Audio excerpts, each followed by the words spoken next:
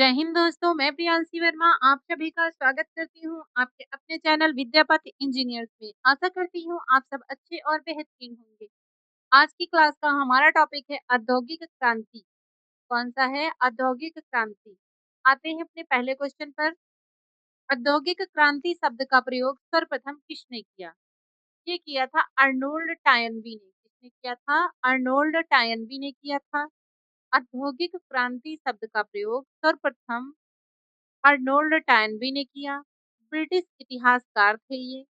1881 से 82 के दौरान ऑक्सफोर्ड विश्वविद्यालय में अपने व्याख्यानों में इस शब्द का लोकप्रिय बनाया था। ने औद्योगिक क्रांति की शुरुआत सबसे पहले कहाँ हुई थी? ये हुई थी इंग्लैंड में। कहाँ हुई थी? सबसे पहले इंग्लैंड में हुई थी। 18वीं शताब्दी के मध्य में औद्योगिक क्रांति की शुरुआत सबसे पहले इंग्लैंड में हुई थी।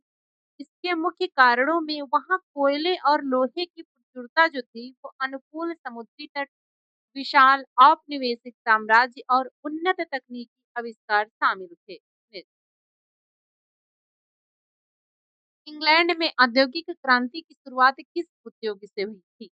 ये हुई थी सूती कपड़ा उद्योग से। इस उद्योग से सूती कपड़ा उद्योग से कताई और बुनाई के लिए जो नए आविष्कारों ने इस उद्योग से उत्पादन की तेजी को बढ़ाया था। पक्की सड़क बनाने की विधि किसने निकाली थी? ये निकाली थी मैकेडम ने। किसने निकाली थी? मैकेडम ने निकाली थी। इनका पूरा नाम क्या था? ये था जॉन लाउडन मैकेडम। क्या था? John Loudon McAdam. इन्होंने 19वीं शताब्दी की शुरुआत में पक्की सड़कें बनाने की एक नई तकनीकी विकसित की थी, जिसे मैकेडम विधि कहा जाता है। इस विधि में सड़क की सतह को मजबूत बनाने के लिए छोटे पत्थरों की परतों का उपयोग किया जाता था, जिससे नल निकासी बेहतर होती थी और सड़कें टिकाऊ बनती थी। 1761 ईस्वी में मैनचेस्टर से वर्सली तक नहर किसने बनवाई थी? ये बनवाई थी ब्रिंडले ने। किसने बनवाई थी? ब्रिंडले ने बनवाई थी।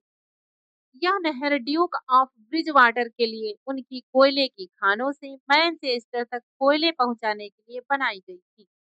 इसे आधुनिक इंजीनियरिंग का एक उत्कृष्ट उदाहरण माना जाता है, क्योंकि इसमें किसी भी लॉक का उपयोग नहीं किया गया था। पहला भाप से चलने वाला इंजन रॉकेट किसने बनाया? ये बनाया था जॉर्ज स्टीफेंसन ने। किसने बनाया था? जॉर्ज स्टीफेंसन ने बनाया था। यह एक प्रसिद्ध शुरुआती भाप इंजन था। इसे 1829 में रेनहिल ट्रायल्स प्रतियोगिता के लिए बनाया गया था। औद्योगिक क्रांति की दौड़ में इंग्लैंड का प्रमुख प्रतिद्वंदी कौन था? कौन था? ये था जर्मनी था। जर्मनी ने रसायन, विद्युत और इस्पात के क्षेत्र में इंग्लैंड की कड़ी टक्कर दी और कई मामलों में उससे आगे निकल गया।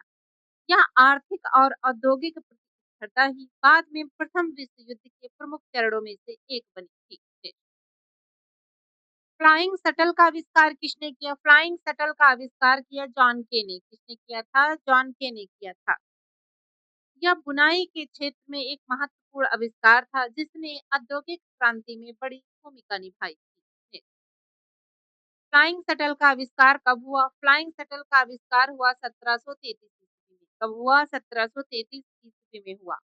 फ्लाइंग शटल का आविष्कार जॉन के द्वारा किया गया था। यह औद्योगिक क्रांति के दौरान कपड़ा उद्योग में एक क्रांतिकारी और महत्वपूर्ण आविष्कार था। इसके उपयोग से एक अकेला बुनकर ही बहुत जो है तेजी से और बड़े आकार का कपड़ा बुन सकता था, जिससे श्रम की बचत हुई और उत्पादन की गति दोगुनी हो गई। स्पिनिंग जेनी का आविष्कार किसने किया? स्पिनिंग जेनी का आविष्कार किया जेम्स हारग्रीव्स ने। किसने किया? जेम्स हारग्रीव्स ने किया। यह सूत काटने वाली एक बहुधरी मशीन थी। इसका आविष्कार 1764 में जेम्स हारग्रीव्स ने किया था। स्पिनिंग जेनी का आविष्कार कब हुआ? स्पिनिंग जेनी का आविष्कार हुआ था 1765 में। कब हुआ था? 1765 में। दूध काटने वाली एक बहुत तकली मशीन है ये। इसका विस्तार किसने किया? जेम्स हारग्रीव्स द्वारा। कहाँ किया गया था? इंग्लैंड में किया गया था। पानी की शक्ति से चलने वाली स्पिनिंग जेनी का आविष्कार किसने किया? ये किया था रिचर्ड आर्कराइट ने। किसने किया था? रिचर्ड आर्कराइट ने किया था। इन्होंने 1769 में वाटर फ्रेम का आविष्कार किया था, जो पानी की शक्ति से चलने वाली एक कताई मशीन है। रिचर्ड आर्कराइट का आविष्कार कब हुआ? रिचर्ड आर्कराइट का आविष्कार हुआ था 1767 में। कब हुआ था? 1767 में हुआ था। स्पिनिंग म्यूल का आविष्कार किसने किया? स्पिनिंग म्यूल का आविष्कार किया सैमुअल क्रॉम्पटन ने। किसने किया? सैमुअल क्रॉम्पटन ने किया था। नेक्स्ट, स्पिनिंग म्यूल का आविष्कार कब हुआ? स्पिनिंग म्यूल का आविष्कार हुआ 1776 ईस्वी में। कब हुआ? 1776 ईस्वी में। इस मशीन स्पिनिंग जेनी और वाटर फ्रेम की विशेषताओं को मिलाकर बनाई गई थी, जिससे वस्त्र उद्योग में बहुत महीन, मजबूत और उच्च गुणवत्ता वाले सूती धागे का बड़े पैमाने पर उत्पादन संभव हो सके। भाप द्वारा चलने वाले करघे का आविष्कार किसने किया? ये किया कार्टराइट ने। किसने किया? कार्टराइट ने किया। भाप द्वारा चलने वाले करघे का आविष्कार एडमंड कार्टराइट ने 1785 ईस्वी में किया था। इस आविष्कार ने कपड़ा उद्योग में क्रांति ला दी और हाथ से चलने वाले करघों की तुलना में उत्पादन की गति बहुत बढ़ा दी है।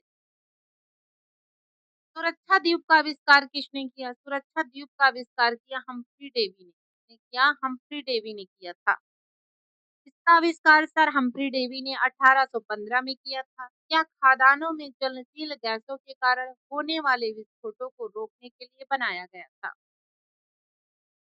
सुरक्षा द्वीप का आविष्कार कब हुआ? सुरक्षा द्वीप का आविष्कार हुआ 1815 ईस्वी में। कब हुआ? 1815 ईस्वी में।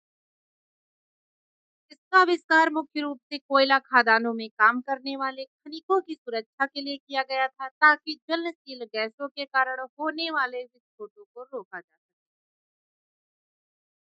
औद्योगिक क्रांति के प्रमुख कारणों में कौन सा कारण शामिल था? कच्चे माल की उपलब्धता, पूंजी की अधिकता, उपनिवेशों का होना, उपयुक्त सभी। तो ये है उपयुक्त सभी। औद्योगिक क्रांति का सबसे महत्वपूर्ण प्रभाव क्या क्या था? ये था मशीनों का प्रयोग बढ़ना। क्या था? मशीनों का प्रयोग बढ़ना।